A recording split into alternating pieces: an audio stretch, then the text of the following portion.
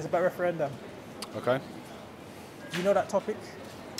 Vaguely. What? So we're talking Brexit and yeah, vaguely. I'm no politician, but, No, but that's what we want. Real answers. Real. yeah, yeah. So, Okay.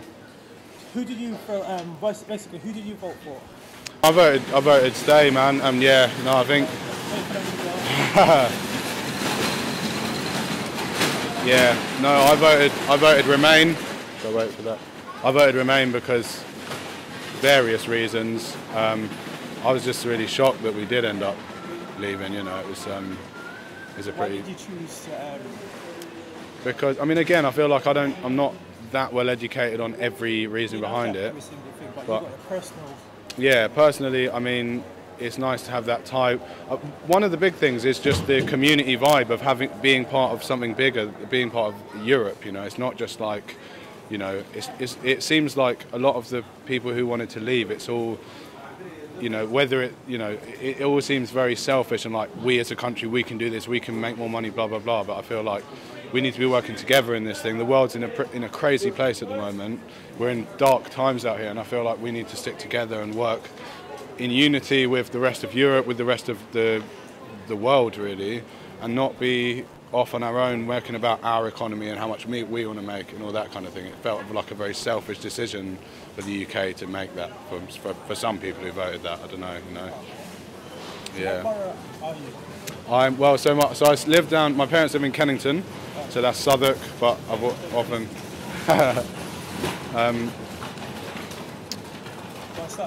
Yeah, so my parents live in Kennington, which is in Southwark, but I spend a lot of time down here in Lambeth and Brixton, and yeah, but I live in Brighton in South Coast. Yeah. So Brighton, what was the votes up there? Like the dominated votes? Brighton was as a Remain vote mostly. As I say, it's a bit more liberal up there with the recent parliamentary vote. That was more. There was a lot. As I say, Green Party got in, which is quite rare. It's the only council in the UK which is Green Party are actually in power. And yeah, I think it's cool, man, because people up there are quite. It's quite a like liberal way of thinking and stuff, which I quite like. But yeah, that was a Remain vote majority up there. Yeah. Have you got a passport at this moment? Oh yeah, I do. Yeah. Your passport's in date or out of date, or is about to be out of date? It's in date. Yeah, out of date in a couple of years or something, I think. So. You don't know how is it going to affect you when you have to renew your passport?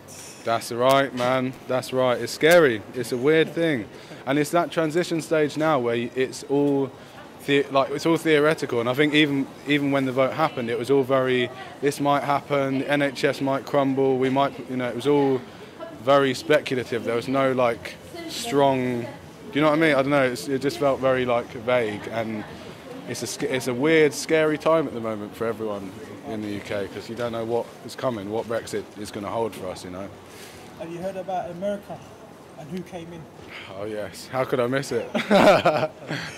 What's your opinion or view about that one? Well, I believe, like most other Brits, I think it's pretty shocking. Quite a scary situation, you know, with everyone comparing Trump's recent reign, like people comparing it to Hitler and stuff, because it was all a very, very, just a crazy decision that no one really thought would happen, you know.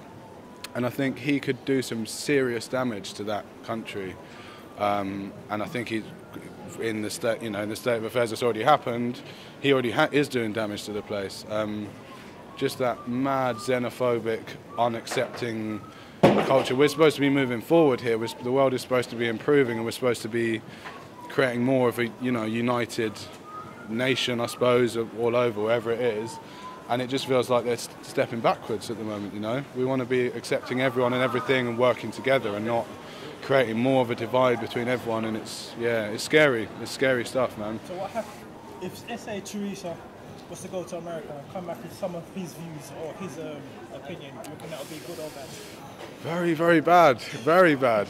The fact that she's been so chummy with him already, I understand there's international relations and all that kind of thing, but that's, you know, that she was all holding his hand. I don't know if you saw that on the news. She was all kind of chumming up to him, but they're, you know, everyone's licking America's bum because you know that's always been that way. And I think it's time for us as a nation to stand up and say that's not acceptable that this man's in power. We don't support that, and we don't want to have those close ties with America. You know. Well, that what you said about holding hands. I was listening to radio station LBC. Oh yeah. They had a topic about that. Technically, what people forget to say, she wasn't holding his hand. Is that right? No, because they were walking and she was about to stumble, and he was holding the hand, for balance. Oh, is that what it is? That little clip and turn into they're holding hands, they're walking hand in hand, kind of. Okay, that's interesting. Well, that's a perfect example of the media kind of blowing something out of proportion, isn't it? And yeah, a bit of propaganda kind of sneaking in there, but yeah. It's wherever they want to take it. That's right, man. That's true. So and again, we don't know what to believe. Like I said earlier, I'm not that well educated in politics, so it's very easy to make a judgment and have a strong view on something, isn't it? You know, but then that's why the best thing is there's resources out there. It wasn't there 20 years ago, 30 years ago. Yeah, that's right, man. I could talk to you. I can talk to John. I can talk to Sally. Yeah. I can compare what each person said, and I can go and look at different newspapers. Yeah. Different intermedia social sites. Compare all that, then walk away with my own opinion. Yeah. No, that's right, man. Yeah. And it's good because I feel like it's never been people have never had that opportunity and that much like transparency to what you know. If you want to find out about something now, you can find out about it. Whereas before, you had to listen to what you were told, or there's a lot of alternative views on the internet, or just you know. Before you had to go to a library. Exactly, man. Yeah. You had to queue up for how long to get into the library. Yeah. Pull out information, but now you don't have to do it because you sit in your house. That's right. Get on Google. It's that easy now, isn't it? Yeah. Just another question. Would you be interested to flip it? You become the reporter, and you have to try and talk to someone on the streets about the same topic. Interesting. You know what? I really genuinely would be, but I'm not in a rush. But I've got to go meet my friend at the moment. He's waiting for me. So, yeah, I feel like I've let you down there, guys. After.